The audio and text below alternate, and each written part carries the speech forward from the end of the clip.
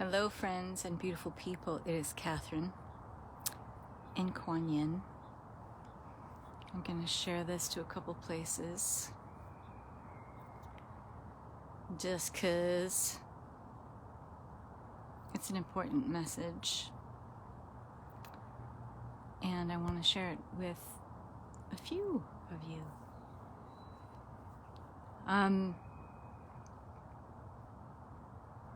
This time last year, I'd pretty much just gotten here to Bellingham. So where I live now in Bellingham, Washington, I had moved here in September, early September, and around October, around this time, actually, we were getting ready to move into this house that we're in now, which was a total unicorn in a housing market that we were told left, right, and everywhere, and by everyone and their mom, that we were never going to find a house to our specifications and our needs. We did, because I wasn't willing to compromise on what I need as far as a sanctuary and a place to support me in the work that I do, because I'm all about deep nourishment and support. And you need that if you hold a big vision for yourself and for humanity. You need nourishment, you need support, because you need staying power. And so I wasn't willing to compromise. Even though there were plenty of apartments up for let, I was like, nope, Jimmy, we are getting a house, and it's going to be a big house, and it's going to be a big yard, and it's going to be fully fenced in, and we're going to have an awesome landlord, and it's going to be in a neighborhood that we love, and we're going to be near mountain bike trails, and we're going to be near the park. We had a lot of specifications, but you know what? I was unwilling to compromise.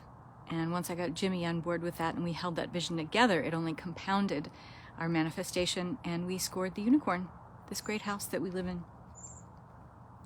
Last year at this time, I cast forth and blasted into the universe a vision, a desire of what I wanted to create here. I loved Tahoe in many ways, but I wasn't ever, in the whole time I was there, able to create and really bring community around me. Lake Tahoe, California, for all its beauty and splendor, not a very progressive place, at least for the things that I teach and share. And so I was never able to find my tribe there. I wasn't able to find my people, my community. Hi, Nicole.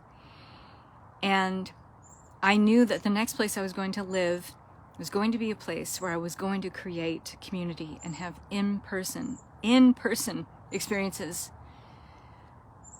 And it was going to happen. I didn't know how it was going to happen, because in 5 years I only really made one friend in Tahoe.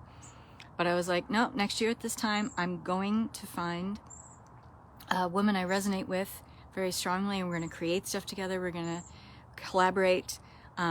She's going to introduce me to this community. I'm going to start to feel at home very quickly. A year from now, this is all going to happen. I didn't know how.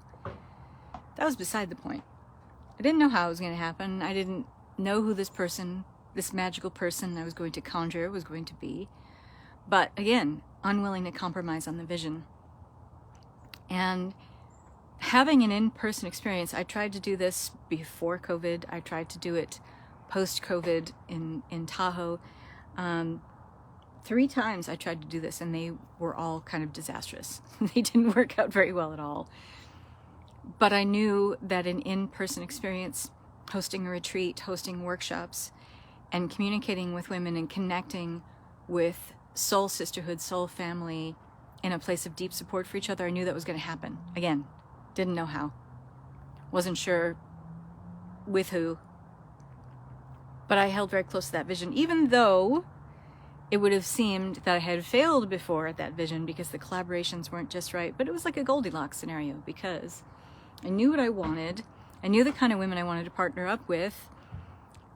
Through a series of misrepresentations, I thought I was partnering up and collaborating with a certain type of women. Turns out, misrepresented themselves, and it wasn't that kind of experience at all.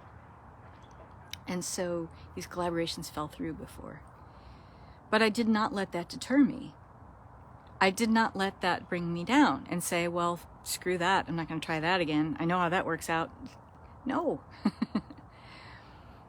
The wisdom of past experiences that did not work out is the exact fodder, the exact insight that allows you to see where to make tweaks going forward, where to not unnecessarily expend energy that does not suit you or who you're serving. It's all just feedback. Failure is all just feedback.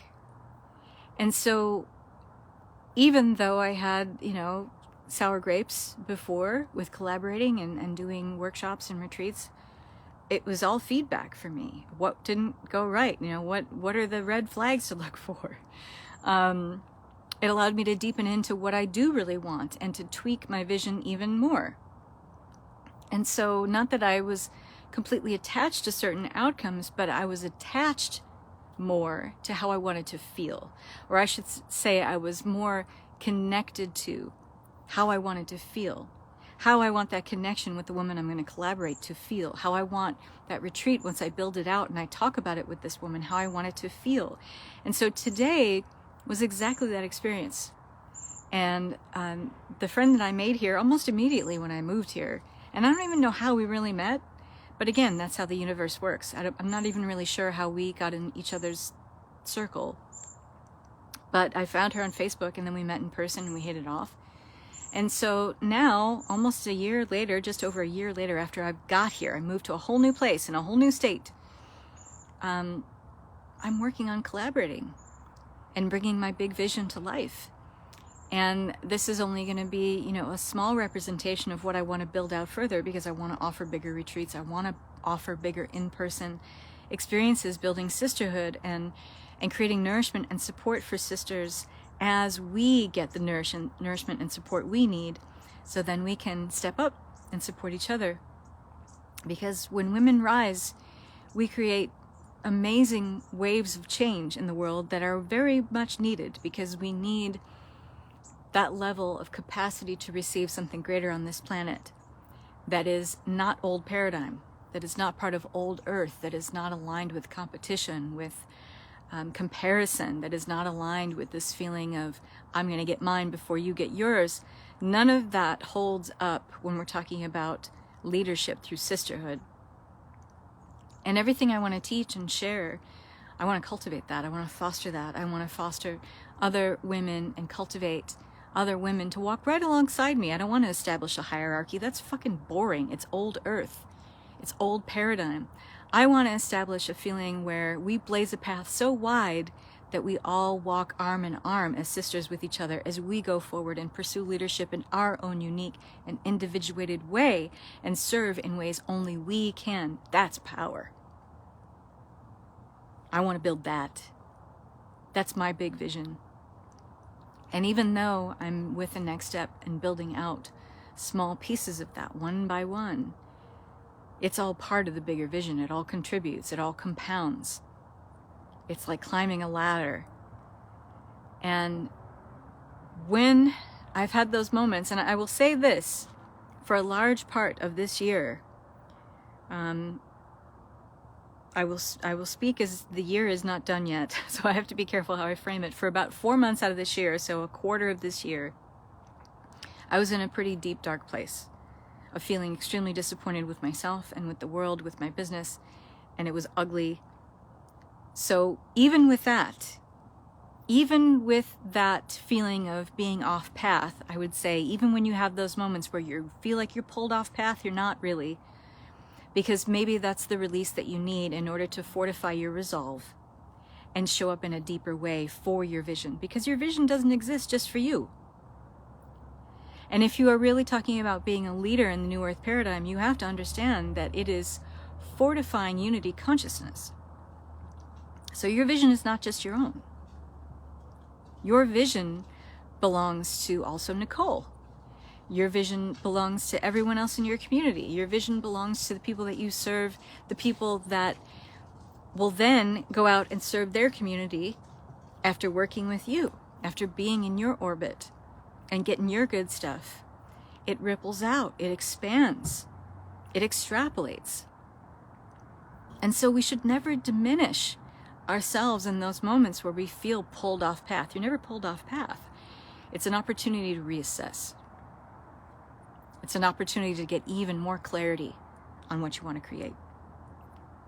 Because if it's your life, your experience, how are you ever off that? How are you ever off path? If it's your life, your experience, the events and situations that form you, how can you ever not be that?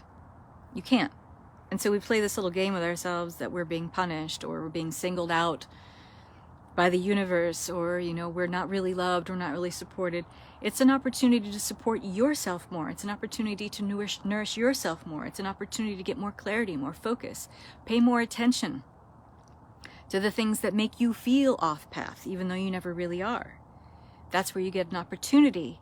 That's where you get what I call the gift and the garbage, because you get to clean it up. You get to clean it up. And you get to remember who you are. And then you get to go back into your vision, and it feels deeper. It feels bigger. It feels more profound. It feels more filled out. It feels more tangible. It feels more grounded. It feels more centered. It moves you. Because if we're honest, it chooses us, this vision.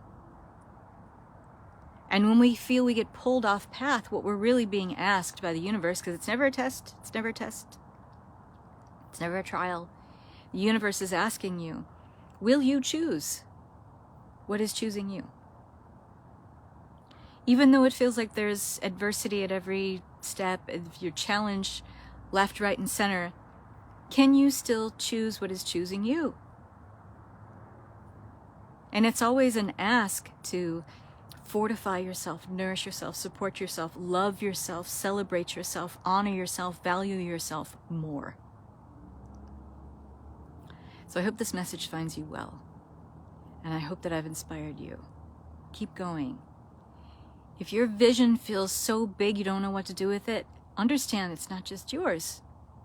And if it's not just yours, that means help comes. It always does. If it's meant to be something that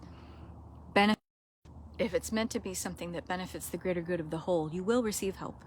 But you have to help yourself first. Because you are the only instrument of source and filter of source that you know. It's you. It's you. So act appropriately. You're welcome. Lots of love and peace. Bye-bye.